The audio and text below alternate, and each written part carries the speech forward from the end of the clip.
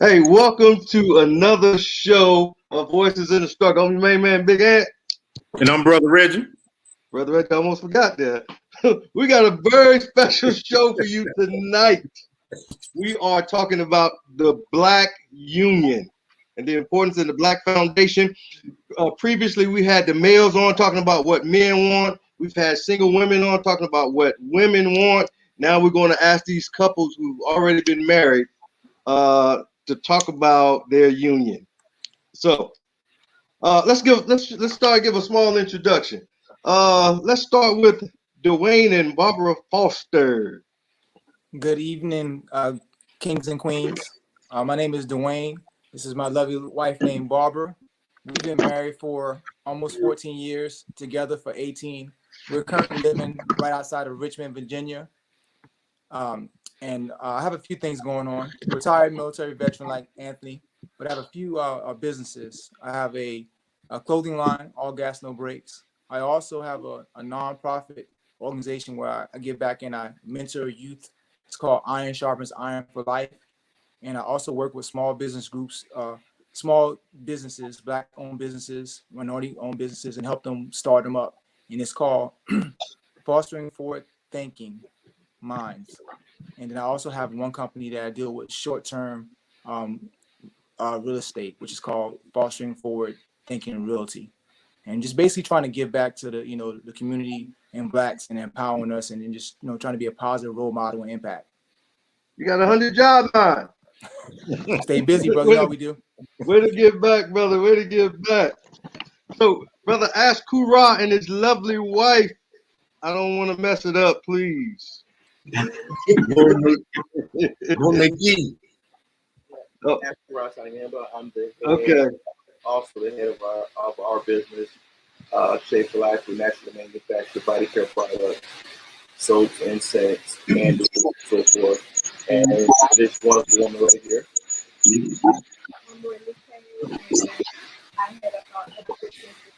Can you speak up just a little bit for me? I said I'm Monique, and I head up our other business, which is a Problem Wellness. We provide services in the beginning of neighborhood. So I am a licensed consultant as well as a nurse as part of the and Awesome. Her mic is a little, might have to talk a little bit better because your mic was a little muffled. Oh, is that better? Yes, better now. Okay. Do I need to repeat it or? You can. Yeah, go ahead.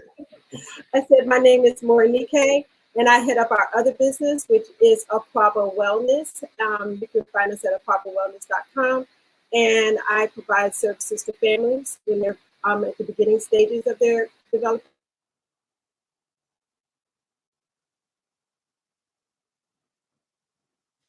Uh-oh.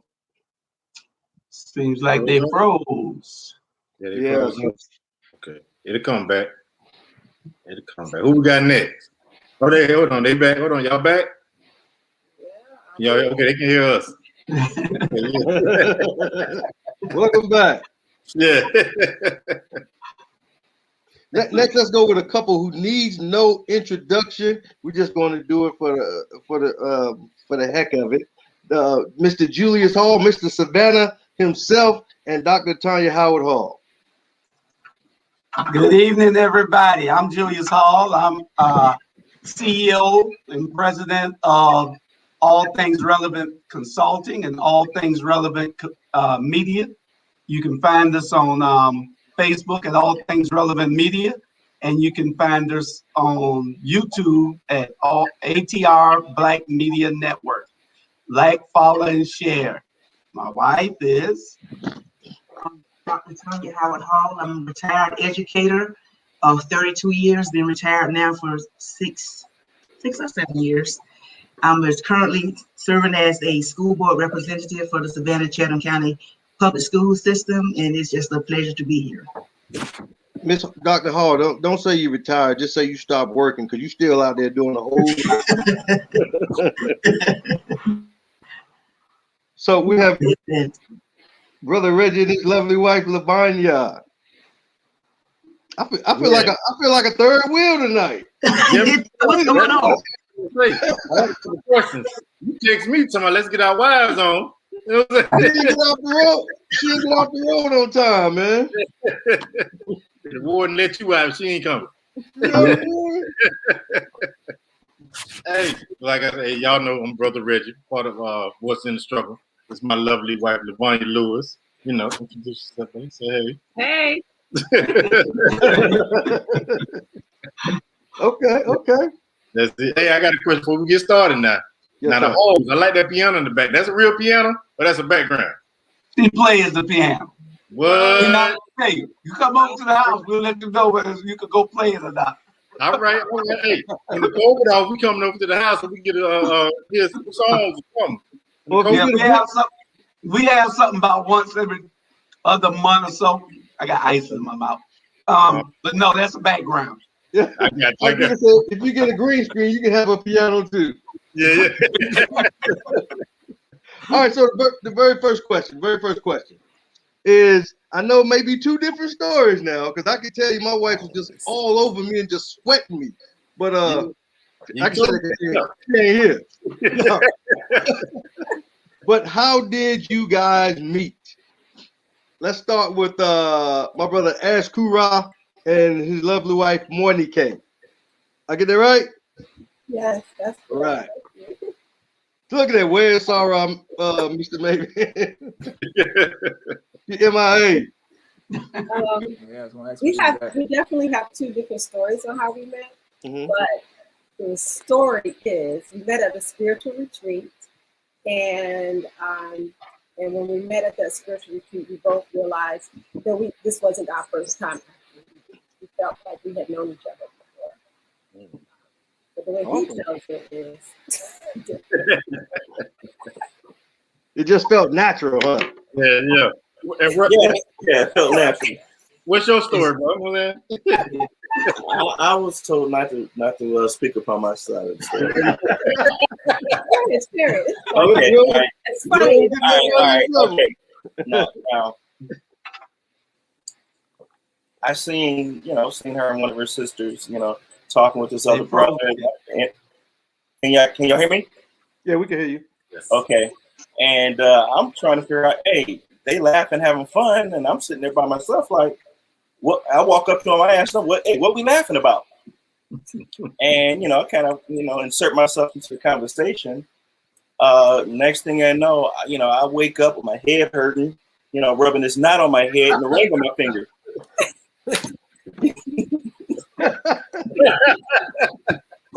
Like we was talking about earlier, huh? Okay, I got it. I got it. I feel you. All right, Brother Foster and Miss Barbara. Hello, everyone. So our story, like Mornike, is the same. It's two different stories, but we met at a nightclub I was at the bar ordering something to drink, and he just basically called the bartender to him to get something to drink. So I grabbed him by his arm and said, "Hey, it's rude. You don't do that." And I told the bartender to serve me and my girlfriend. And so afterwards, he asked me to dance. And I was like, "No, I don't want to dance with you." And he continued to ask. And so my girlfriend said, "Well, go ahead and dance with him because, you know, he bought you a drink." I said, "No, he did not buy me a drink. I bought my own drink." And so You cleared that up. Yeah. I finally danced with him once. And then he asked me for my number. And I said, "No, I don't give my number out, but I'll take yours." And he was like, "Are you going to call me?" And I said, "Yes, I'll call you." I called him a month later. And Wow. Talk about the waiting game. Yeah, she was tough from the beginning. That's about right. I think Anthony's about the time frame that we were on the trailer instructing. So I didn't get out much. So you know, I got up to Richmond and went to this. It wasn't a nightclub. It was a hotel with a little bar in the front. So it was like a bar type thing, but not a nightclub. So I did, you know, bump her in the line, and it from there took about a month. And because it took a while, you remember that storm, that really bad hurricane we had that came through? That's the time frame I met her. So okay. We went down there doing that. So I actually, she called me, and then I talked to her, and I got a number. I saved it, and I called her and checked on her during the storm, and from there we've been inseparable from that. All right. Like a good movie, don't it? That's what I'm talking about. Right. I like these first two stories. Go ahead. Who next? Let's go right there, Jamelva. How did you guys meet? Okay. So I'll go first. We initially met. Actually, Anthony's twin brother was moving, and Jamelva was staying in an apartment across the way from him. And so, yeah, you remember that, right? And so, you know, he had been staying there for some years, and I had never saw Jamelva. And so on this particular day, like this was the last day he was in the apartment, we were moving them out, and she came outside. And then I was like, "Yo, who was that?" And you know, she walked by, and I talked to her, and we exchanged numbers. And that night, or maybe a few nights later, we wound up talking on the phone for like 3 to 4 hours, and we haven't stopped talking since. Hey, that's how it is. Yeah, So y'all share that same story? Absolutely. What I can give you the inside, or my piece of the story was that I saw Rodney outside and had never seen him. And again, you know, our cousin was moving, and I saw him, and I was like, "Well, who is that?" So he didn't know till later that I had no trash to take out, but I found some magically in my anything to get outside. You engineered the whole thing. I was like, "Let me get this." she engineered it. You know, I had to do what I had to do, ladies. And yep, he put a ring on it. It worked, huh? But it was so crazy because had I not come and help Aaron move, we probably would have never met, because that was the last day that he was there. And so yeah, if it was one more day or a few more hours, then this union probably would not have been, unless God saw the queen. God saw fit. It's gonna be. But yeah, that was how it went. Yeah, we was locked and loaded ever since. We just been right here. That is awesome. You grabbed your fake bag of trash and start walking slow to the trash. I didn't do what I had to do, and I was wondering why that big bag was so empty. nothing in there. Heard that one. That's what I'm talking about. I mean, this is the stuff that young people need to hear. You know what I mean? Yeah. It's true. Brother Reggie, go ahead. Oh, you want me to go ahead? I'm gonna let her go ahead since I'm the host. Go ahead. How we met? Yeah. Work. Yeah, we work in the same building. So this is my little story. So when I first met her, right, she was that. I always thought she was that Black Power sister type. The look she had, I said, that's what that girl right there. You know what I'm saying, she probably black. I don't need that way, you know. Right.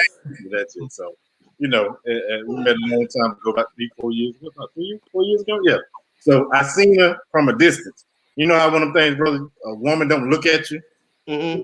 She see you, but she don't see you. So that's one. All of a sudden she see me. you know, and like, okay, we cool now. We met at the. I said we met at the elevator in the new VA building. You know, that's when we finally met. You know, she finally seen me then. You know? No. See, something different. No, we actually talked the first time because used to see him like park his car. We used to park our car next to each other at the job, but we actually talked and had a conversation. We went to Jalapenos where one of the coworkers was leaving, and everybody was invited to come and eat. And we actually met there, and we actually talked there. That's the first time that we had a conversation. Two different stories. Now, she's right, brother. She's right. Yeah, I know. I think she's Yeah, right. that's a good comment. Okay. That's her story. She's sticking to it. That's how we're gonna do this. So last the hole. how did y'all meet? Huh? I said last night the holes. How did y'all meet? Yeah. I'll go first. Oh, no. Yeah. I was a high school cheerleader, and to tell you how long ago it was, the cheer went, I say D, YNOMITE, we fight like Shaft, like Slaughter, like Sue Blaster. That's a long time ago. Yeah. And I don't even know what you said. we fight like Shaft, like Slaughter. But anyhow, this underclassman just was mesmerized by me. And I would see this underclassman walking past my house. You know, he had all this hair back then. He thought it was Michael Jackson. He would take the long cuts so just this week and walk past my house. Right. And then maybe some 35 years later, he found me on Facebook, and the rest is history. Let me tell y'all the real story.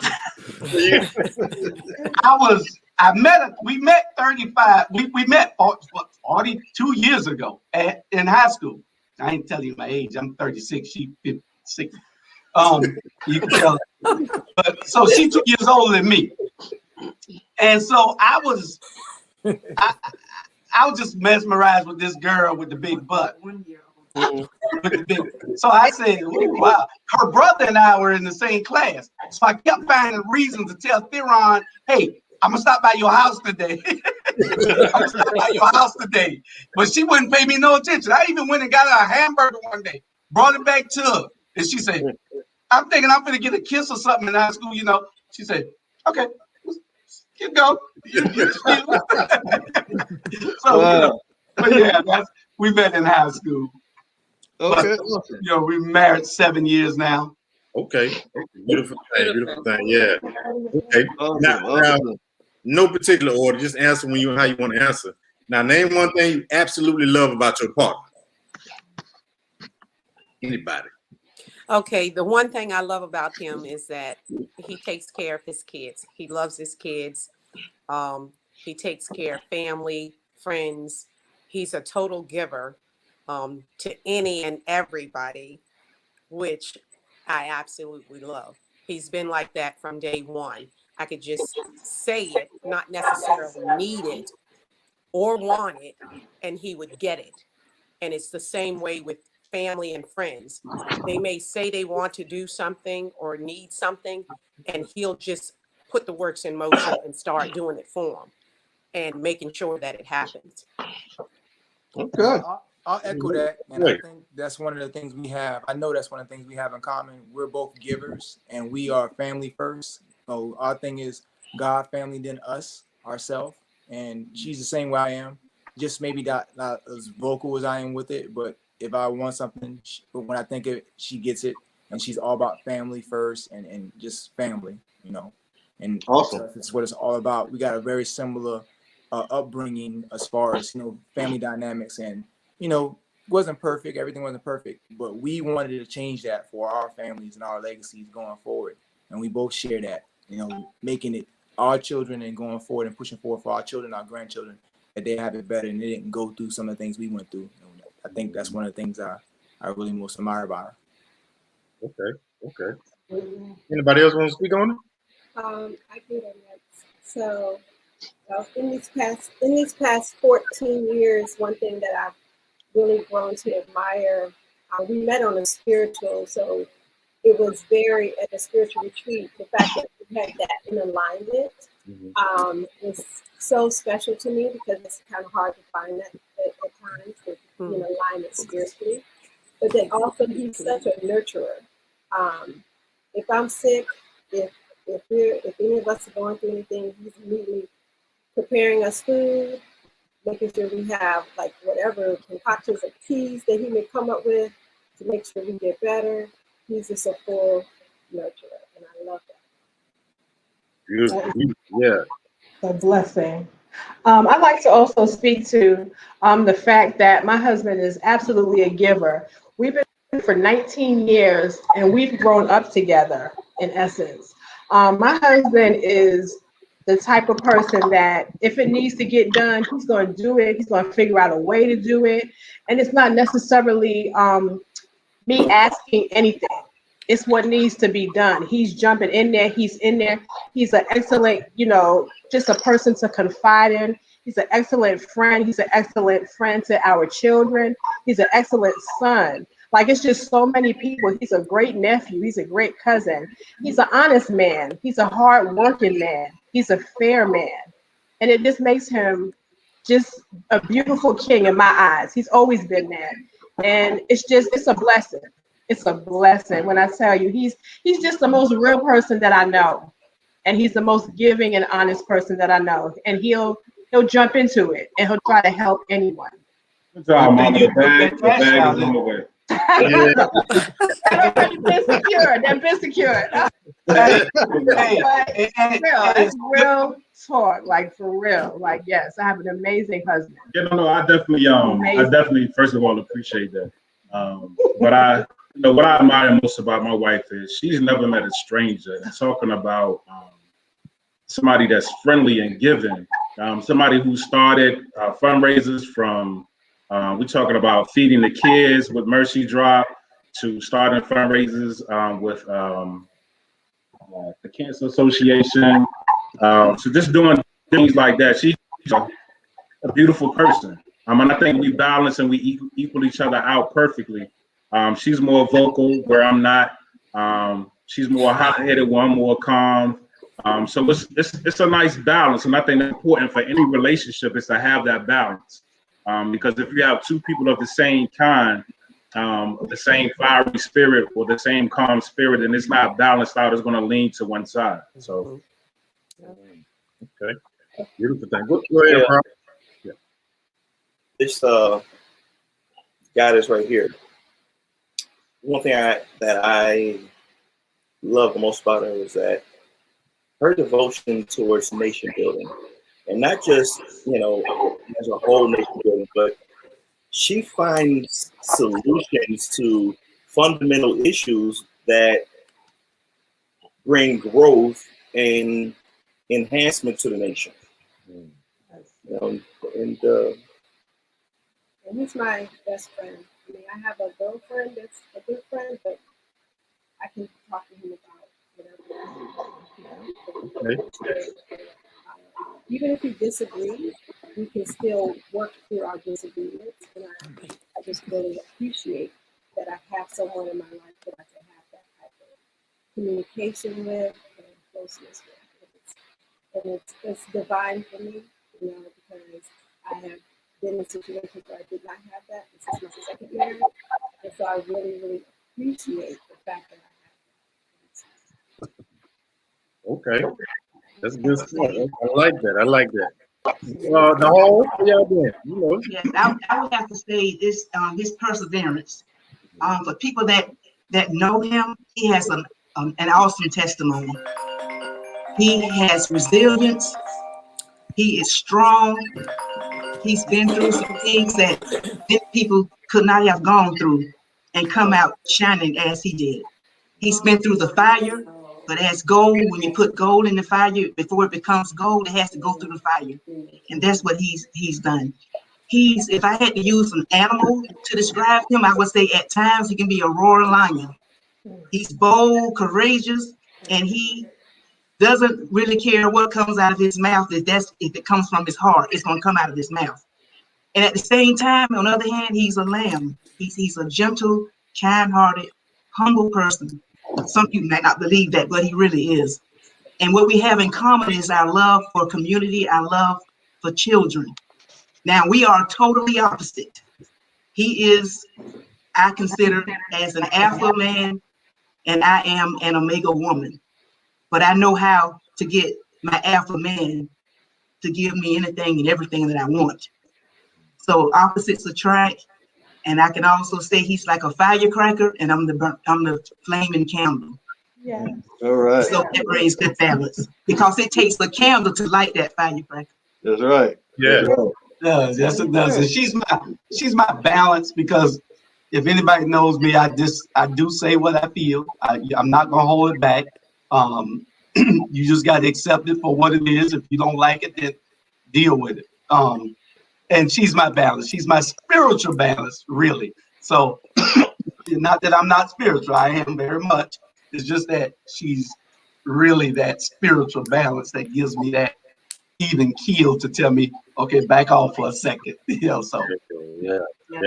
You have to stay prayed not to be mad at you, you saw. And let me I'm gonna say one thing about my wife. I think she makes me a better person. So she puts demands on me. Sometimes I don't like, but she makes me a better man. I would say that. So she puts those demands on me for being a man, which she needs from me. So it's times I don't want to do that, but she put those demands on me. But at the end of it, after that, I meet the demand or try to meet the demand, or I show them I'm striving to it. See, you know what I'm saying? That makes me better because I learn from it. I want to say that about it. Thank you. All right. So, we got a lot of questions. We ain't got much time, so let's go to the next question. This one, how do you show love to each other? What's in your eyes, I'm saying, what's showing love? What do you do to show love to your partner, your friend, your wife, your husband? I apologize real quick. My wife had to step away talk to my son, but she'll be right back. But I'll go ahead and start the question. That question. One of the ways that we show love is just by being with each other, and especially with COVID going on now, we spend a lot of time at home watching movies and doing things, karaoke and stuff that we didn't do before. We spent a lot more time out with other people. But the biggest way we show our love is just being amongst each other and each other's presence around each other, and it doesn't really matter what it is. It's not about traveling or nothing, elaborate. Just being around each other, and whatever comes up, we talk about it. Good or bad. If it's the kids, if it's work, and just being around each other and talking. Real, keep it real simple. With everything going on in this world, sometimes we just got to dumb it down and be simple with things.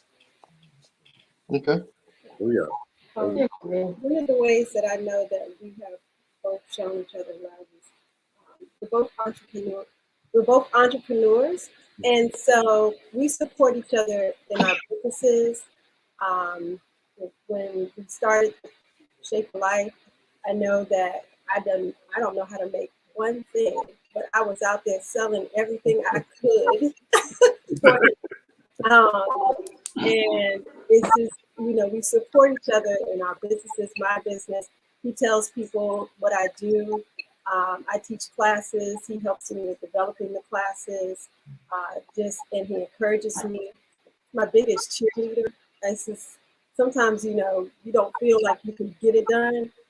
I can definitely depend on him saying, you can do this, you got this. And that just really, that support makes me feel loved in so many ways. And I appreciate the honesty I get. If I'm flubbing up, she has her diplomatic and discreet way of saying I'm flubbing up. Unless I'm really just out there. If I'm really out wilding out and I'm out there, of course she's smacking me back in the head, and say, you gotta reground yourself and whatnot. But the words of encouragement, and just being present. We've been together, 14, 15 years.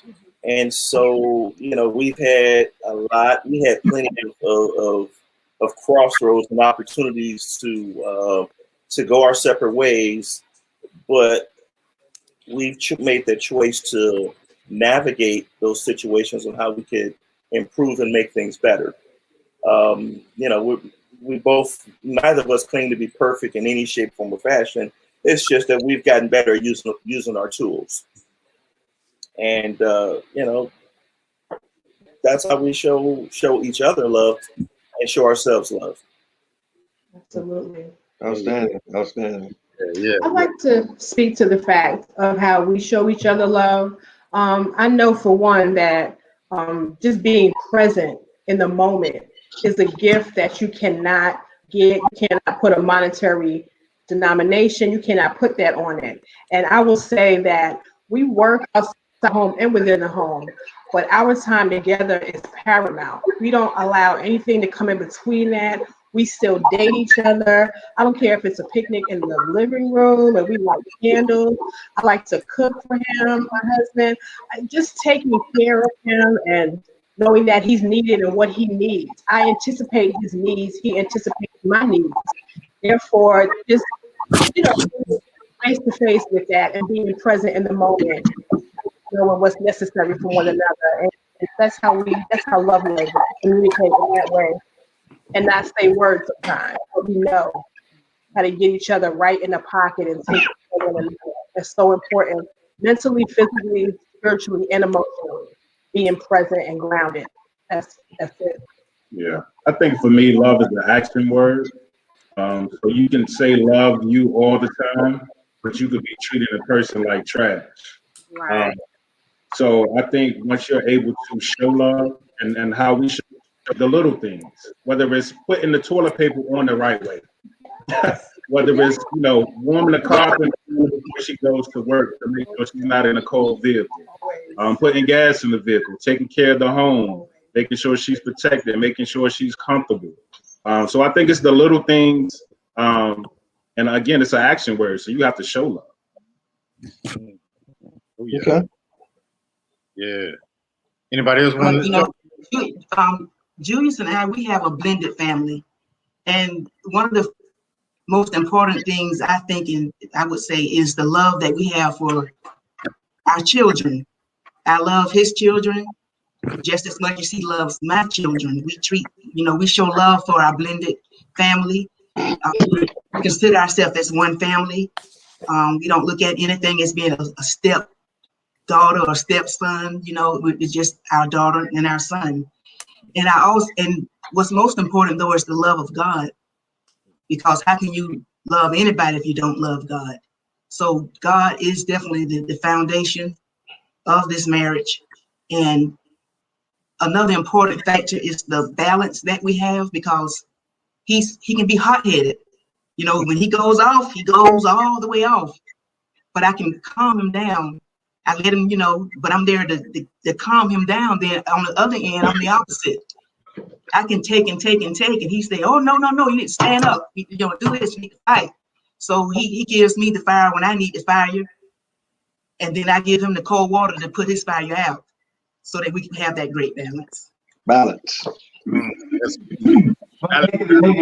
Yeah. I guess my wife and your wife probably say that about both of us. When we go, we just go. I think what it is the support, the understanding, and then understanding that sometimes you don't need it, but sometimes you want space so you can do things. And that's what we give each other. She might be in there watching cowboy movies. I hate cowboy movies. She might be in there watching Andy Griffith. I hate Andy Griffith. I done seen it since I was a kid. But I understand that she likes that kind of stuff. So it's understanding what she likes. And she's understanding and gives me the support, because I might be in the studio till 1 or 2 o'clock in the morning. And so she understands that. She knows that I got to go all the time. Huh? Government mixtape. Yeah, government mixtape. Government happiness, huh? Remix our green stuff. Yeah. Hey, so what's up? If you just tuned in, you're listening to Voices in the Struggle on All Things Relevant Media. Every Sunday at 7 p.m. we will be right here. Make sure you go on Facebook, YouTube, allthingsrelevantmedia.com. If you can't spell it, then don't worry about getting on it, because we don't want you. But other than that, allthingsrelevantmedia.com. Voices with the Z in the struggle every Sunday, 7 p.m. right here. Thank you. Right. Hey, brother, we love the illiterate people too, man. Huh? We love the illiterate people too, And, man. and we do, man. That was a joke, man. Just tell them to copy it and paste it in the link. There you go. Copy and paste. Use that smartphone. Yep. So the next question is, how important is sex in a relationship or marriage? Now, man, I don't want you to get in trouble on this one now. No, you're fine. Anybody want to start? I'll start. Go ahead.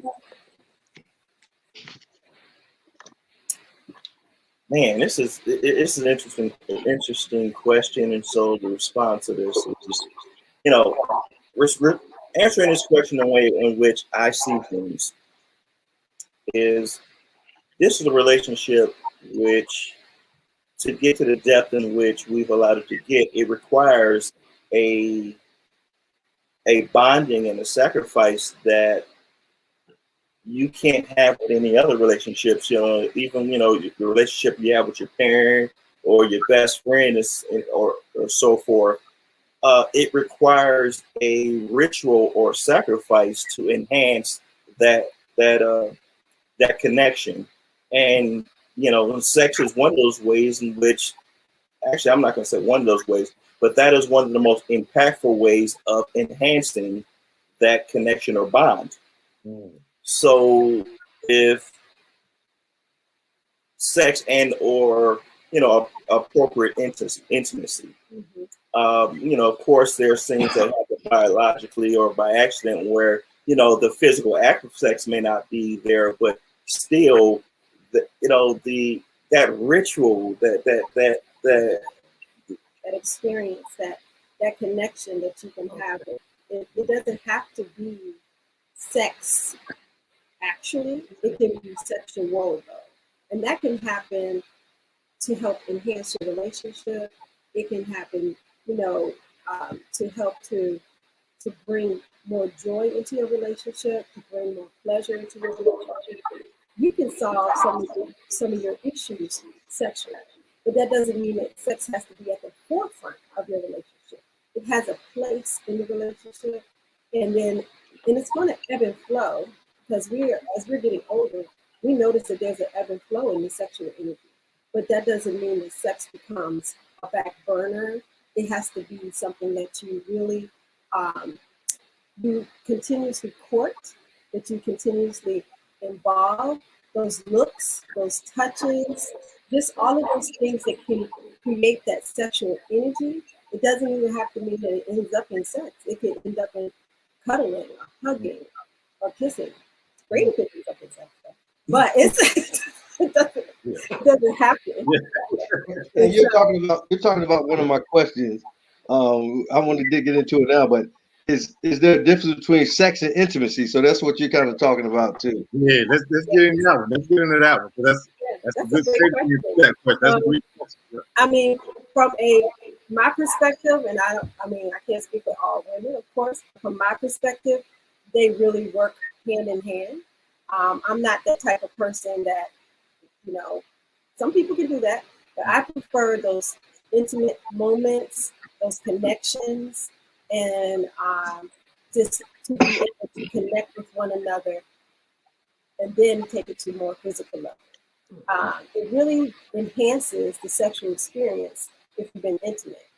Doesn't mean that as a couple you may not have those moments where you're not having that enhancement, and that's okay too, because you're a couple, you're together, you can have moments where, I just want to have sex with my husband. It's nothing, I didn't do anything else, just want to have sex. You don't have to have that intimacy and all those different things. But I think it is an important factor.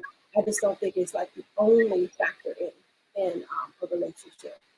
Yeah, I absolutely agree. I think that there's a distinct difference between having sex and making love.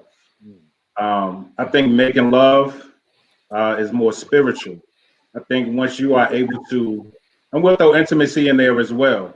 Once you're able to be intimate with the person, you can either have sex, and I think as a married couple, you should be able to do all three: have sex, be intimate, and make love. Because sometimes, as the sister said, that you just want to have sex, and that's just it. And as men, we just want to. And this is an adult show. We just want to show that we still got it. You know what I mean? we just want to have sex at that point in time. No disrespect to our queens. That's all love. And I think again, as a married couple, you're in those boundaries to be able to do those. But I also think that it's a spiritual journey that you partake in when you make love, you're intimate with your spouse. I think that, you know, that's why it's important for these young girls to understand that you just can't give your spirit to anybody. You have to cherish your spirit. Your spirit is special. That's a gift from God.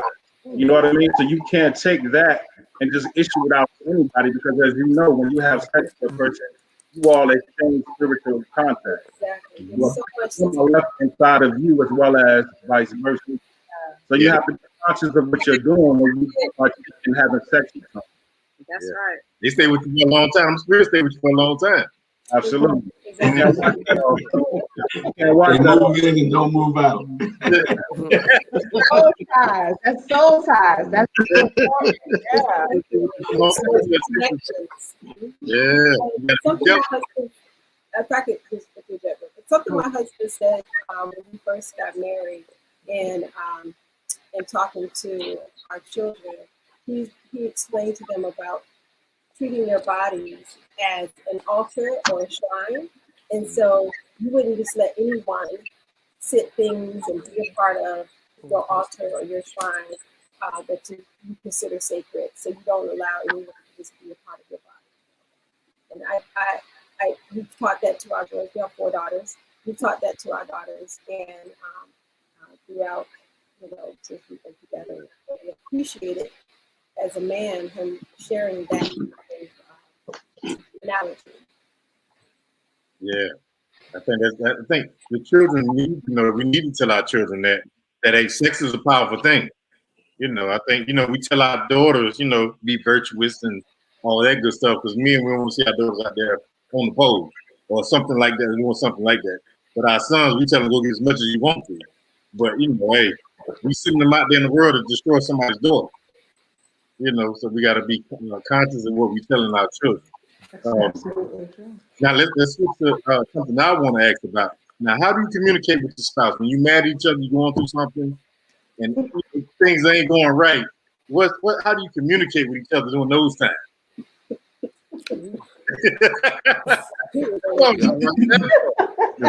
Brother, you try to start. You trying to burn it down. Man, don't say what's in your mind.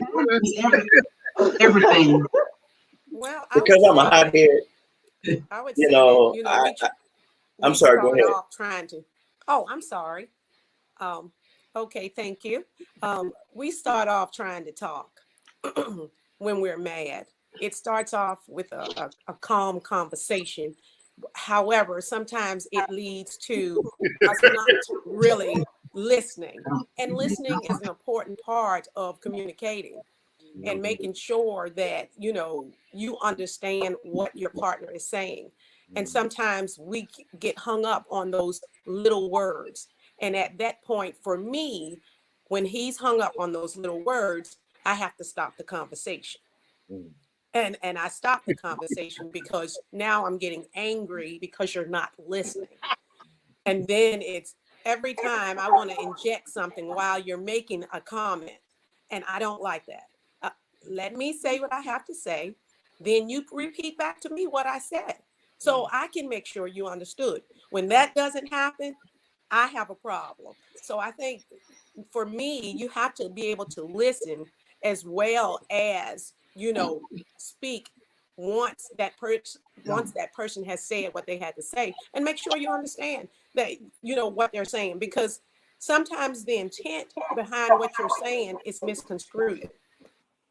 So if I stop the conversation, I'll come back later and say, okay, the reason why I stopped this conversation is because it was going to the left. And I didn't want to go that way. I don't want to say things that I can't take back, because once you say it, you can't take it back, and the person always remembers it. Yeah. So I'll stop it so that we can continue at a later time. That's how I communicate with him. Sometimes it works, sometimes it doesn't. But I do a whole lot more listening than talking so that I can make sure when I do go back, you know, hey, here's what I heard you say to me. And Awesome. I agree with what she said. I agree with that. And I'm getting better with that. I think that, you know, I'm an alpha person, alpha male. And we think we can do everything. And for a long time in my life and in my relationship, that I thought I can listen and talk, but I really realized like later that I gotta listen. I gotta just be quiet and listen because I miss a lot of stuff when I'm trying to communicate and talk. And if I listen and calm and then come back, it's a whole lot better than me trying to communicate, like you said, and missing the things and saying little things that I don't mean to say because I'm not really getting no points. The things I need to be listening to, because sometimes it be the smallest little things you have disagreements about. It don't really mean nothing, but you get to just get in your feelings and start talking and you blow it up. And then now like, whoa, where did this go?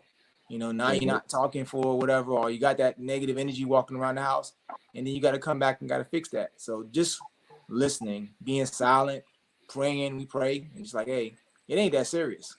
Yep. That's right. Rob, go ahead. I knew you were saying something. I'm getting better, right? I'm probably the biggest hothead I know. And when that fire get lit and and it gets fanned, in the past it's been explosive. And so one of the things I've learned to do is to shut up when I'm really just kind of, when I'm starting to get upset, when I'm starting to feel violated. I just shut up for one. And then I strive to center and balance myself so that I can determine what is the true issue. And then once I figured out what the true issue is, then I can more diplomatically, without being lazy with my words and using catchphrases, describe what my issue is. What? Oh, I was just going to say that, and he has really worked on that over the years. And I can definitely see where there's been so much of a difference. The level of going from 0 to 10 has changed since we started doing that. And for me, lots of times, I have to also just be quiet because I have found through our communication that sometimes I want to have the last word. So I've been really working on not having the last word, really listening and paying attention to what's being said. And then we also started doing something new. We did it in the beginning of our relationship and it kind of stopped. And now we brought it back where we're writing down as we're taking notes during our conversations so that we can refer back to it. And actually, by taking notes, it kind of settles down because when you're writing out what the other person is saying, so you may ask them, yes, active listening. That's very good. Someone just put. You're writing down what they're saying, so it helps you to kind of calm down if you write it down. And you also, one thing that we adopted early on in our relationship is to agree to disagree. And sometimes that can be the best tool, as long as it's not something major.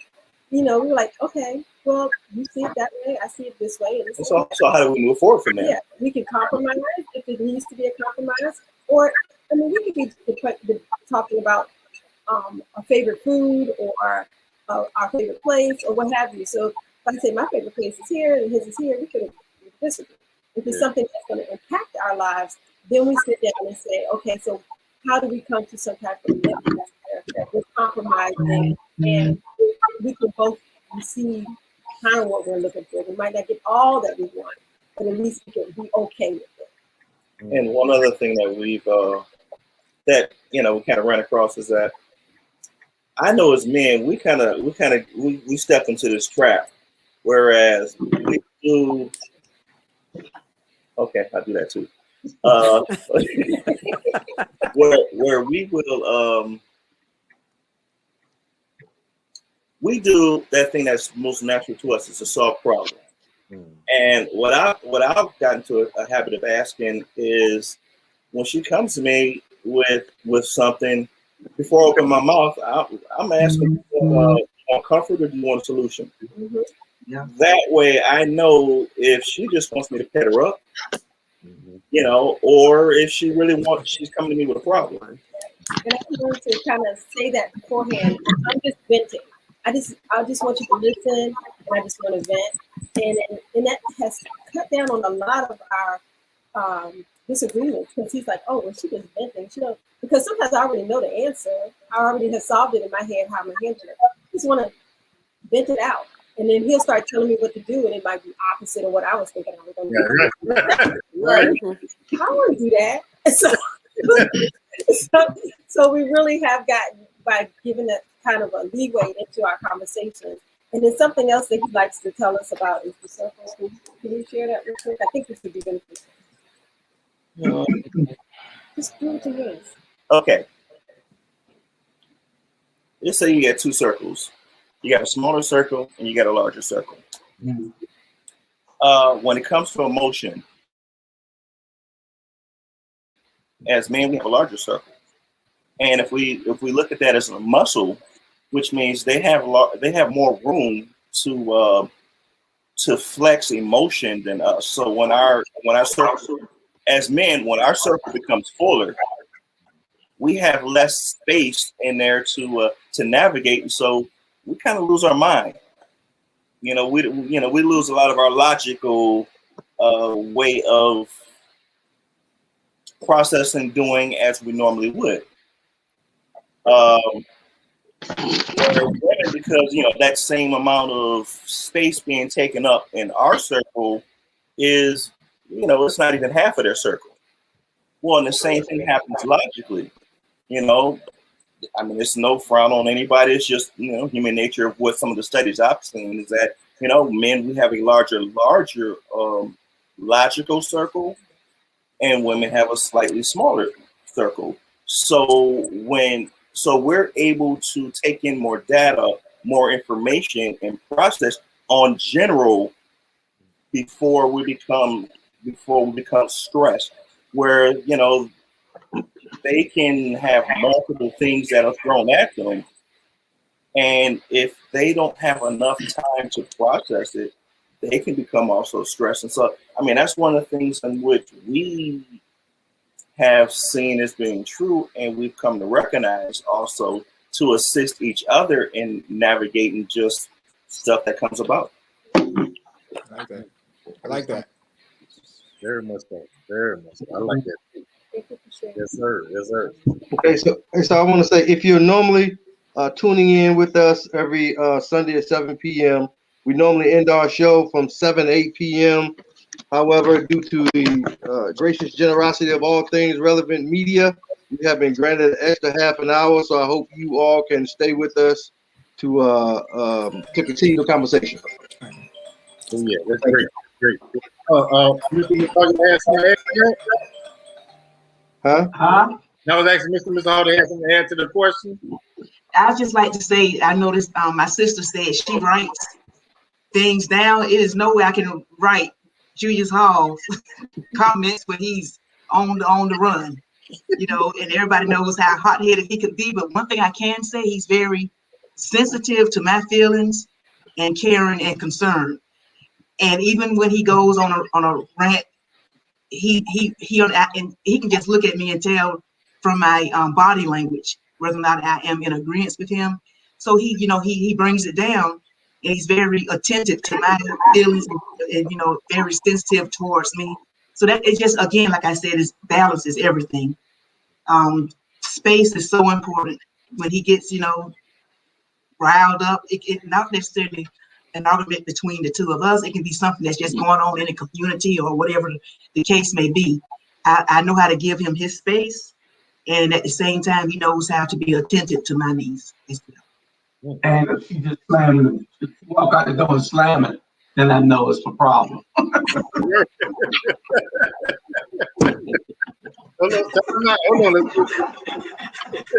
So I make adjustments accordingly. So Okay. Now, let's ask this question. I know as married couples we do.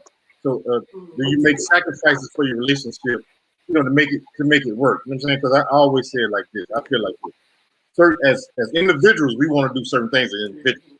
But when you come together, you have to sacrifice certain things for your spouse to grow or get better or do what they need to do. Do you have a problem with that, or do you all do that? Hey, hold on. Time out. What's going on, sis? We got there we go. Yay. Always on time.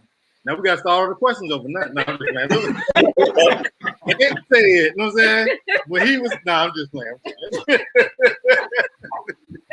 No. So we got Miss Maven in the house. You know what I'm saying? Tawana, what's going on?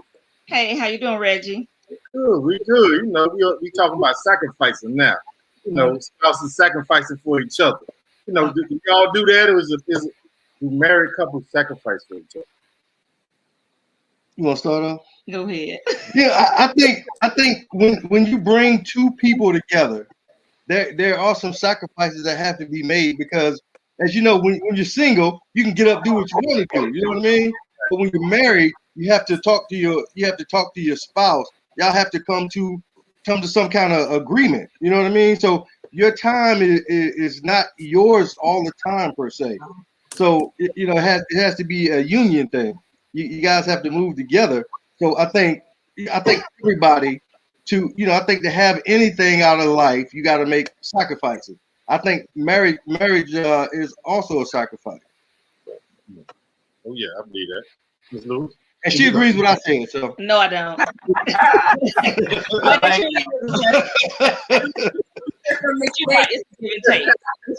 that's right. Look, Lavanya knows it's a give and take situation. So it's a compromise, and people who going in it is, they just really have to understand, and it takes understanding your partner, understanding what's beneficial for the relationship as a whole. And so I think it's a great compromise when you can get there. I sacrificed a lot. He's sacrificed. I'm just joking. I want to get no trouble. Melva, come get him. Wow.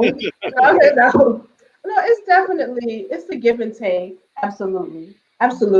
You have to learn how to fall back when you need to, how to jump in and do a little more when you need to. So it's a rhythm to this thing. You know what I'm saying? You got to jump in like double dutch. You got to make it smooth where it's rough. You know what I'm saying? Sometimes you gotta, just gotta feel out your spouse, and you gotta give what's necessary, because he could be tired. He could be, or I could be. So it's certain things that you have to do to compensate to get that thing back in balance. So it's absolutely. There's going to be some sacrifices made. You might not go hard all the time, or he may go hard all the time, but he can't do it always, and you can't do it always. So giving and taking, absolutely sacrifices. Yeah, I definitely agree. I think as men, our biggest sacrifice is time. Because as the brother stated earlier, you have to sacrifice time, because it's not just you anymore. It's a union. So once you have that union, you're not looking out for yourself, you're looking out for the whole team. So therefore, it's important to sacrifice your time and to be in tune with when you need your personal time, and when it's like, okay, I'm being selfish, like I need to spend time and be present and be in the moment. Right. Okay. Let me ask this question. It's not nothing that's written down. This is just me, doing a survey. So I have 3 sons, right? And I've noticed as I had 3 sons, I see boys are dumber than girls. I will see it now.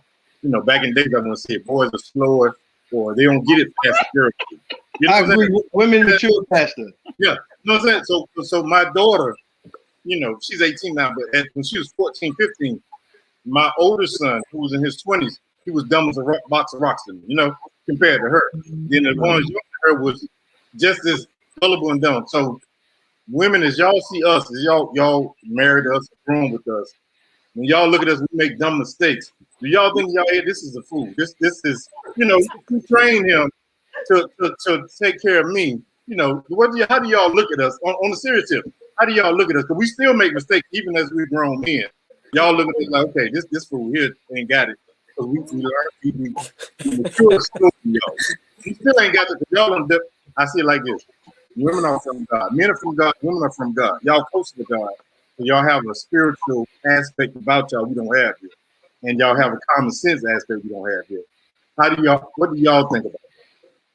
Well, I think for me, I do realize that women mature, a lot faster than men, and men have to be willing to accept that. So sometimes because we have that nurturing aspect of us and because we mature so much faster, we do a lot of things just by our own innate ability to do so. And that's what we know to do.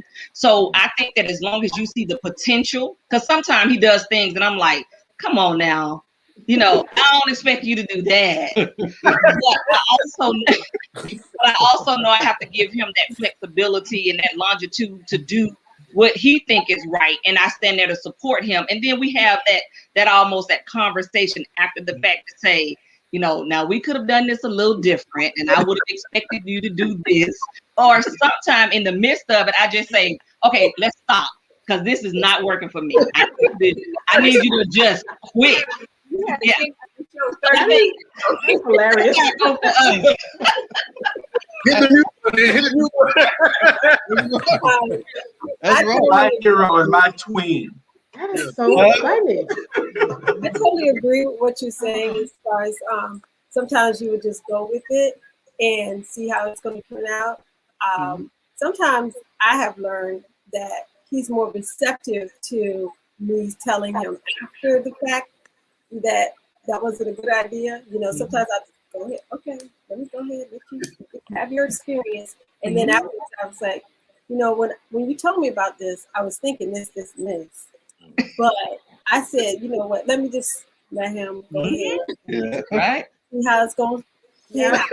But yeah, but on the same aspect, one thing that I can appreciate about, I don't know if it's from his military experience or the way his parents brought him up, his way of creating systems and the way his brain works sometimes, it does amaze me. I mean, I can definitely say that there are times when I'm like, what? Yeah, he can do that too. But how did he come up with this? Like, like with making the products, he has like systems that he has built to help him to make the products and things that he's put in place. Like, I'm like, I don't even know how you came up with putting something like this or building it to this degree. So, yeah, our minds definitely work different as far as male and females, like we talked about. So. I agree. I'm sorry. Go ahead, sis. Go ahead. I'm sorry. Thanks. I think also it's a lot to do with growth and the growth in your marriage and the growth in the two of you knowing each other. Because it's all about a trust factor. We can tell you, we can think or say something is not right, or we don't think you should do that. But if you don't trust your partner, then most of the times you're not going to, go with that. So I think that it also has to do with trusting, being able to trust that your partner has your back. Right. Absolutely. That's true. What I was going to say with regard to that question with my husband, he's more the type that's going to measure twice, 3 times and cut it once. The one that's just like, oh, I look at it, bam, it's right. So a lot of times, what I'm saying, we have that dynamic. A lot of times, Rod is very much, he's a thinker. So he's looking at it like, okay, 15 steps ahead. I done checked this, I checked that, I checked that. He has a lot of his grandfather ingrained in him. I will say that, and that is true, and I mean it. He's very much a thinker. He's very cerebral in that way. So I trust him. When he tell me that this is what it's going to be, as a wife, I stand in the gap and I go, let's do it. Like, we're going to roll with it. Let's roll with it. I'm 10 toes down, 100%. We're going to do it. So, but with me, it shouldn't be that way because I look at it like, oh, look right, bam, and I just do it. So, I trust him more. So then I got to come back with the ruler and keep measuring 3 and 4 times. He's very deliberate in that, I'll say. So, yeah, I have an opposite, I guess, guys. Sorry. Mine goes this way. It just depends on what it is. Yeah. Yeah. Definitely. I trust him with certain things that I know. I'm like, hey, you got to figure this one out. I cannot. Right. It's definitely like that. And there are times when he'll come to me and be like, okay, what are you thinking? You know? So it just really is that. And it's nice to be able to have that person to bounce it off of. What I really appreciate. You know, that you have someone that you can trust, that you can bounce those ideas off of, and that you can say the craziest things that might pop up in your head, and they will help you to understand, you know, how it may be crazy or not crazy or whatever. But there's no, girl, you crazy. I don't know why you thinking that. You know, there's none of that type of energy. You can just have that conversation, no matter how extreme. You can dream as big, at least with us. I can dream as big as I want to dream. I can say like the wildest things that I would love to do. And I'm helping her make it. And then you're like, okay, let's figure this out. So, Yeah. I think that's very important to help your spouse live their dream or go through their journey with them. You know, so if you have a dream, you have to go with them, and it should be you helping them get there, motivate them. You know, because like I say, that's your best friend. Should be your best friend. You want to see your best friend do well. You know, if you're right there with them, you're going to enjoy the dream. It's going to make it better for you. Again, what you got? You got a question? If I see these glasses that below that nose, and he's quiet, and he's on that phone or computer, I said, "Oh God, let me check Facebook. He must be on to something." Hey, I might be wrong, but I doubt it. It's on the past release. I know it's about to be some fire in the city right there. I said, somebody has released the Kraken. And sometimes I have to call his daughter and say, somebody has released the Kraken. Come get him. It is on a rampage. When those glasses get on set on that nose and it's quiet, I said, oh Lord, what is going on in the city of Savannah? And then sometimes before he posts, he will let me see it. I said, you can't say that. I said, you can't say that. You gotta fix that. I don't care about I got one coming out. I'm gonna let y'all know I got one coming out, and it's going to all the pastors. So y'all be on alert. Pastors, y'all are on my radar. Yeah. Okay. That's what I'm talking about. Get on. Get on. From the pulpit. Yeah. It's a long show. I'm sorry. My bad. Hey, so have you started to do something because of each other's influence? So have your spouse influenced you to, you know, change in a different way, you know, in your lifetime, in your marriage? You know, you were wrong. You changed. Anybody? Well, I have to say this. When I retired, I stayed on the telephone all the time talking about what's going on with the school system and just discussing it. So my husband says, "Why don't you run for school board?" I say, "No way, I'm not running for school board. I'm just used to being an educator." He said, "But you're always on the phone talking about what's going on in the community, you know." So he really influenced me and encouraged me to run for school board. Without him, I would not be sitting on the school board. I'm telling you that now. That was the last thing on my mind was to get into politics, and I still don't consider it as politics. I consider it as a passion for what I do. Yeah. Well, I would say he has influenced me. He's a great organizer and a time manager. When I met him, I just flew by the seat of my pants. And he was so structured to everything had to be just so and in order. And still to this day, I'm trying to work on my time management and organizing. Like right now, you know, we I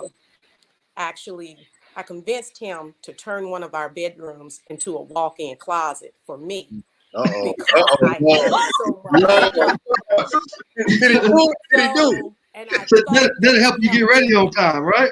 No. That's a different I thought that would help me organize all my stuff and get rid of some things. Well, his closet is organized and mine's is still a mess. And I tell him every day I'm going to get organized. And so I'm working toward that. because when I walk through his closet and I see how organized his closet is, I'm like, why can't I be that organized? But he's getting me there, and he's trying to motivate me to go back to school. And I'm being hard-headed.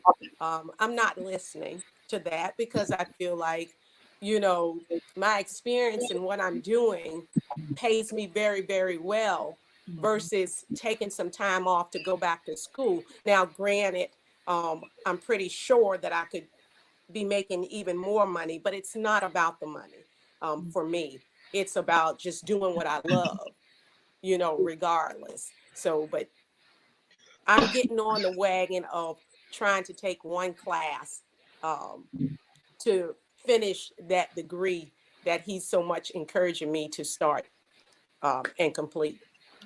I can say she's a much harder worker than I am. You know, I might be a little bit more organized and structured for my military background, but she's a really hard worker. And you know, being retired from the military, it's a little easier. You know what we do and how we do it. She gets up every day and goes to work, and I admire that. It's hard work, and it actually pushes me to want to do more than this. You know, I telework a lot and to sit in and continue to stay where I'm at. So she's been motivating me and influenced me to start businesses and go out and help people and give more of myself to other people. So she's a really big influence on that.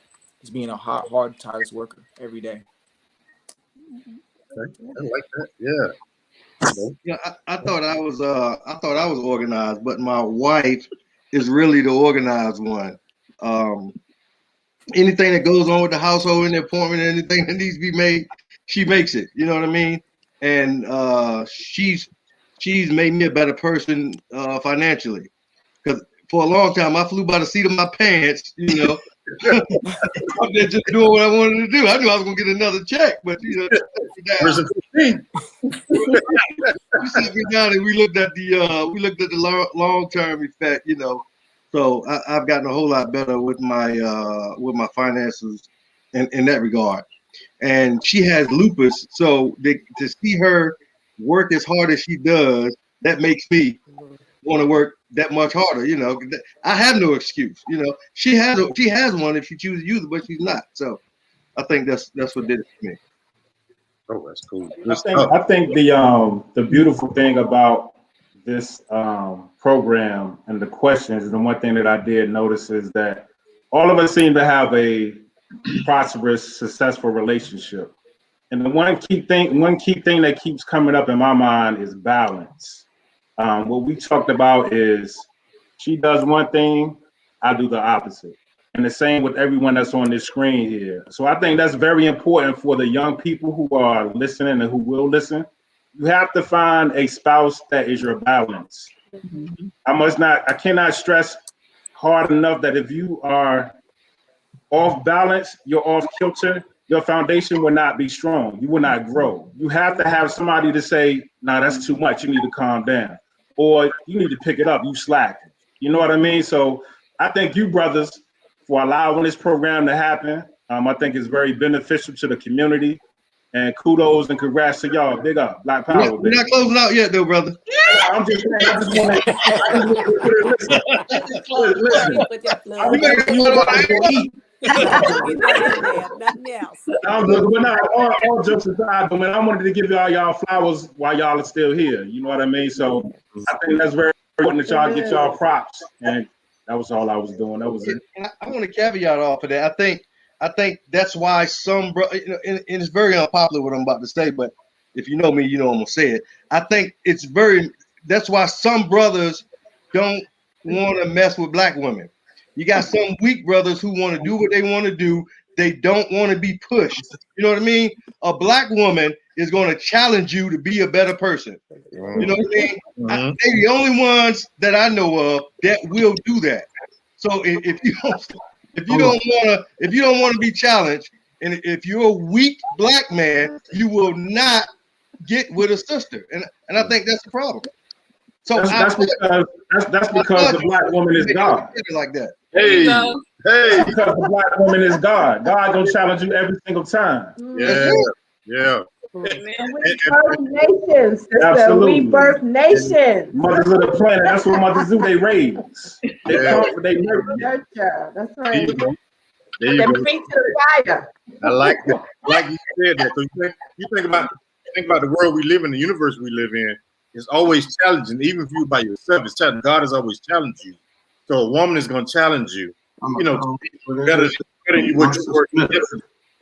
You know, so that's the beautiful thing. I like that. I like what you said that. Let's see. We got time for a couple more questions. Let me see. The next one I want to ask. Okay, this one. How often do you talk on the phone with your while you're away with your spouse? Even when you're in the town with your spouse, how often you call her or call him? But no, fellas, how often do you call your spouse and talk to her on the phone? You know, like when you was dating, you want to holler at her, want to hear from you. How often we do that? I do it. I try to do it. You know, in the morning when I get to work, I try to keep it on my brain. At lunchtime, something like that, just to let her know I'm thinking about her. What about y'all? Just for the fellas. I don't talk to my wife at all when I'm away from her. Yeah. When I'm gone, I'm gone. I'm just hey, you want to be in the house right now? Hey, what you say? Cause absence makes the heart grow fonder. You know what I mean? No, but we talk quite a bit. I think it's very important to realize in a marriage that sometimes you fall in and sometimes you fall out of love. You know what I mean? And when you're in love like we are, then I call her all the time. I call in the morning, say, hey, you up yet? Because I leave early what you do. And I call at lunch and we'll wrap it up. Or I call on my way home, which is a very important call, so I won't have to go back out as soon as I get home. But I think we talk quite a bit. You know, she's my friend. If something happens, I want to tell her first. There you go. Yeah, I agree. We do the same thing, and I think it may be our upbringing. Yeah. It's like we always check on the ones that we care about the most. So we communicate and talk all throughout the day. Whether it's a quick text, a wave, what you doing, WID, you know, all of those things. So it's like we talk definitely on the way home. I tell her to call me when you get to work. Call me when you get to the car. You about to hop in. I know that you made it safe. So, Yeah. All of that. I check on him if he's driving through bad weather. Hey, you got there safely. You know, you just gotta check up. You know, you check up on them. That's just what you're supposed to do. It's normal. It feels very normal to do it. You know, you care about them. You let them know you're thinking about them. You want something special from the store. If you're out, from having to go out. You know, that type of thing. Often. Sometimes I could be out shopping, and he has a radar. And my phone will ring. He said, "Put that down." I'm like, yeah. We already know. "Where you at?" I mean, it never fails. If I'm in the mall, I get a call from Julius Hall, and he says, "Put that down." I'm like, I just can't believe this. Because I know you're in the store. She always in the store somewhere, so I know. Let me call because I ain't heard from her in an hour, so I know she's somewhere spinning something. Hey, let me tell y'all something. When she know I'm home, she'll ride up and she parks in the garage. I park in the driveway.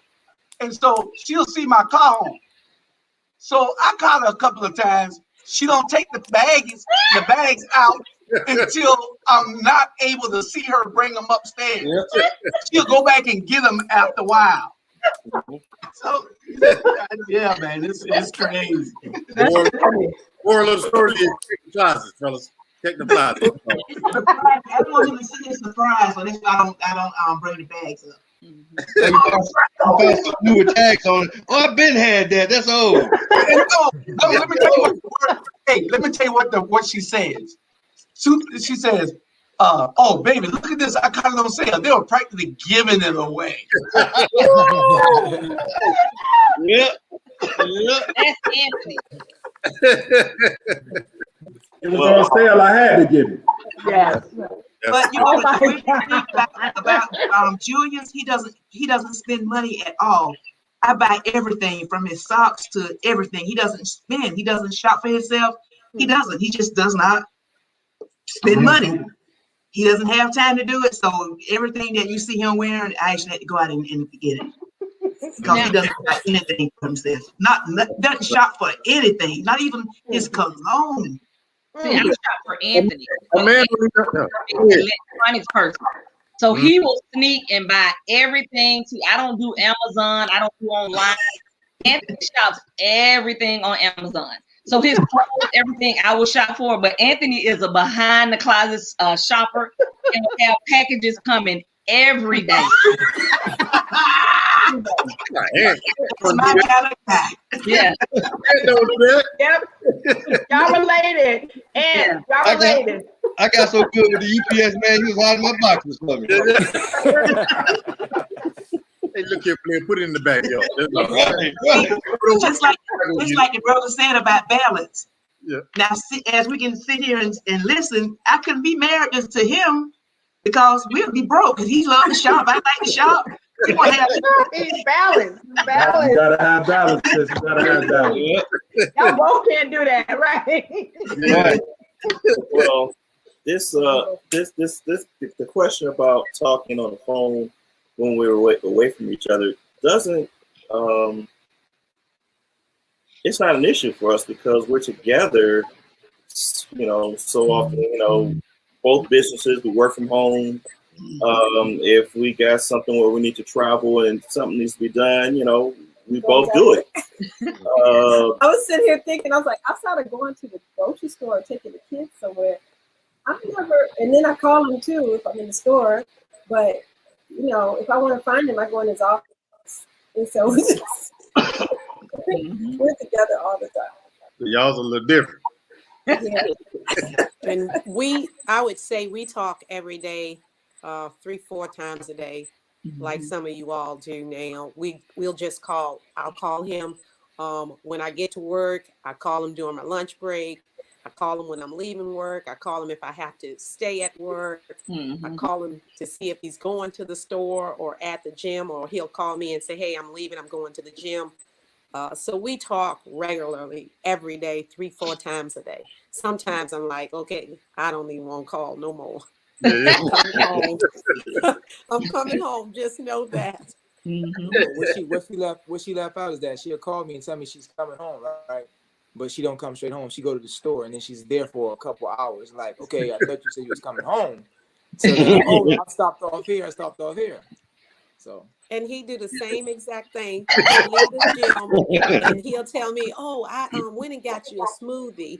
And I also stopped at TJ Maxx. And then I was looking for something. Oh, and just like he would say, and I got this on sale. You won't believe how much I spent. And I'm like, really, honey?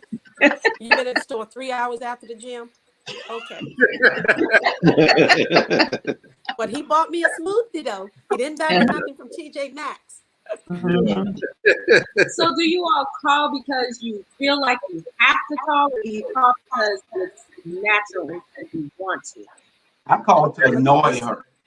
Just sharing, we share each other, just the time, what's going on. I think someone said it about being in tune with each other and just sharing something, whether it's something with the kids, whether it's something at work, just kind of, whatever we have, whether it's a good thing or a bad thing, just always communicating, and it's not a program or time, just whenever it feels right.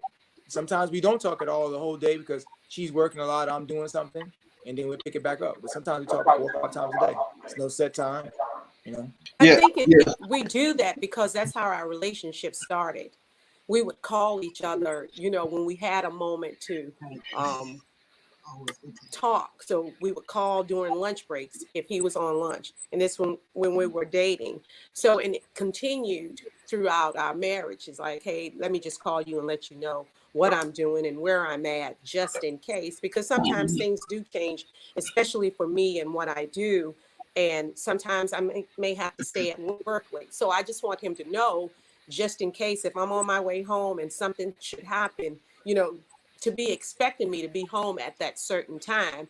However, things do happen, accidents, and I just want him to always know. So it's not because, it's by choice that we do it or I do it. One thing is she's a terrible texter. Do not text her, or if you text her, because she's not going to respond back for the next couple of days. That is true. And that's because I feel like if it's important, you call me.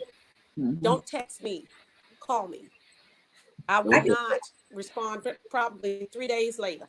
You got no text? Nope. In Why response you didn't call me? That's so funny. Yeah, I'm coming to the job. That's all. Let me tell you something. He will pull up. I'm gonna just leave it right there. He pulls up. Okay. Let me not answer my phone. Right. And everybody in here could get it. His wife, where she at? That's right, gonna Rob. pull up. That's it. That's what you do. I'm gonna share Walmart down. It's gonna be down. It's gonna be rubble. If I'm not up in there, it's From the greeter to the pharmacist, it's getting shut down. You can't play like that. You can't play with my husband like that. I got Mr. Jones gotta get it. Right. 2 hours. Let it be 3. I'm knocking the door. Yeah, so for security purposes, I make sure that I do text him because I go to people's houses. So I do text him, their address, and I usually try to give him a time frame because I already know if I don't, then he will show up wherever I am. He will pull up. Yes. Me and Betty. Actually, yes. I have this watch now that I got for Christmas because I work in a hospital. I'm busy. I have patients, whatever's going on. I got to look at my watch and say something because he needs to know that I'm, I know you have no reason to not dig in your purse and answer the phone. It's on your arm. So, you know what I'm saying? That's what happens. Let me tell you, that is a whole nother conversation. The reason. I called you. You ain't called me back. It's different for women. Oh, it's simple as the phone was in my purse. It is. But when we answer that call, it's a national emergency. Yeah. Where you at? What you doing? Why you answer my call? Hey. I'm in the in my purse. I can't hear it all the time. I can't either. Yeah. Hey, so we got like 3 minutes left. I want all the couples to give me like 30 seconds of, this is Black love at its finest, right? So a lot of our folks don't get to see this because, a lot of Black men and women are not married because of whatever reasons. What's the one thing you can say about what keeps y'all married, what keeps your marriage going, and how to be successful at marriage? I'll start off. She listens to me. Good woman. No. We are friends first before we anything else. We have a good time with each other. We got old movies and lines we quote with each other, and we're just friends and we have fun with each other. So I think that's what keeps us going. If nobody else in the world got my back, I know she got it. Say again? And she bowled better than you. So anyway. Yeah. That's right. Double Reggie. You had to go there. So I think for us, we follow the 3 C's, and it's not color, cut, and clarity, ladies. It's communication, compromise, and change. So if you can do those 3 things, your marriage will sustain and prosper. Absolutely. Okay. That's us. 3 C's. There you go. I would say for us, we respect who we are as a person. I let him be who he is, and he let me be who I am, because that's important, not to lose yourself in a relationship or a marriage, is to make sure that, you still be creative and be able to do some of the things that you like to do, and me as well. And then we take care of our children. We are on one accord when it comes to our children. It's like we don't disagree. We come together and decide, everything that's going to take place, in our children's lives, in our lives, and things like that. So I think that's what we do. Awesome. Right, beautiful. If you wanna do right all day, you woman, I'll be a do right all night, man. And that's how I close that. That's how you shut it down. That's how you And as well as everything and everyone else has said, we've recognized that those things that work for us, regardless if they work for other folks or if they don't, it doesn't matter. It's what makes it work for us to get the results that we want. There you go. Absolutely. Hey, this has been a wonderful show, a beautiful show. We can have a part 2 and 3 and 4 about this. Do it. We're here. Once a month. Because people need to see this. Black folks married and working through marriage. I'm saying marriage is not an easy thing. It's very difficult, and you have to change your mind. It's a mind state more than anything. What people need to see is we need to have this more often in our communities. Since COVID is going on, we need to do. Again, you got something else to add? I just want to thank everybody for taking the time to join us tonight and being candid and being vulnerable with us tonight. I really appreciate it. You just don't know how much I appreciate you guys. Thanks for having us. Thank you for You inviting got me in trouble. Absolutely. Nice Thank meeting you. everybody. Y'all can stay on. Y'all can stay on 2 minutes after it ends for a quick wrap up. Okay. All right. We'll see y'all later. All right now. All right, thank y'all. Thank All right. you.